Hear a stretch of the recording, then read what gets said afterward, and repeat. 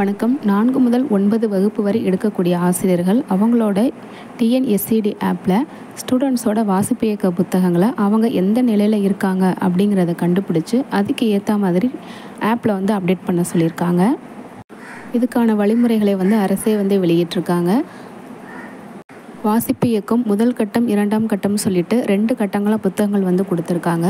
முதல் கட்டத்தில் இருக்க புத்தகங்களை மாணவர்கள் என்னென்ன நிலையில் இருக்காங்க, அதாவது நுழை, நட, ஓடு, பற, இந்த 4 நிலைகளில் எந்தெந்த நிலைகளில் மாணவர்கள் இருக்காங்க அப்படிங்கிறத ஃபஸ்ட்டு கண்டுபிடிச்சிக்கணும். அதுக்கப்புறமா அவங்க ஒவ்வொரு பிரிவுலையும் எத்தனை புத்தகங்கள் படித்து முடிச்சிருக்காங்க அப்படிங்கிறதை நோட் பண்ணி வச்சுக்கணும். அவங்க படித்து முடித்த புத்தகங்கள் எந்த பிரிவின் கீழ் வருது அப்படிங்கிறதையும் நோட் பண்ணிக்கோங்க. அதாவது நுழை பிரிவில் வருதா, நட, ஓடு, பற எந்த பிரிவில் வருது அப்படிங்கிறத நோட் பண்ணி வச்சுக்கோங்க. ஃபஸ்ட்டு முதல் கட்டத்துக்கான அப்டேட்டை பண்ணணும். இது முடித்ததுக்கப்புறம் தான் 2ஆம் கட்டம் பண்ண வேண்டியது இருக்கும். இதெல்லாம் முடித்ததுக்கப்புறமா டிஎன்எஸ்சிடி ஆப்பை ஓப்பன் பண்ணிக்கணும். டீச்சரோட லாகினில் தான் இதை பண்ண முடியும். ஸோ அதனால் டீச்சரோட லாகினில் ஓப்பன் பண்ணிக்கோங்க.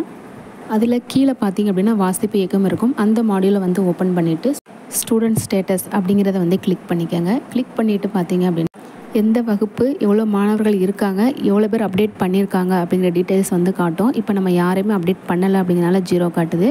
ஸோ அதை டச் பண்ணிங்க அப்படின்னா டோட்டல் நம்பர் ஆஃப் ஸ்டூடெண்ட்ஸை டச் பண்ணிங்க அப்படின்னா உங்களுக்கு ஸ்டூடெண்ட் லிஸ்ட்டு ஓப்பன் ஆகும்.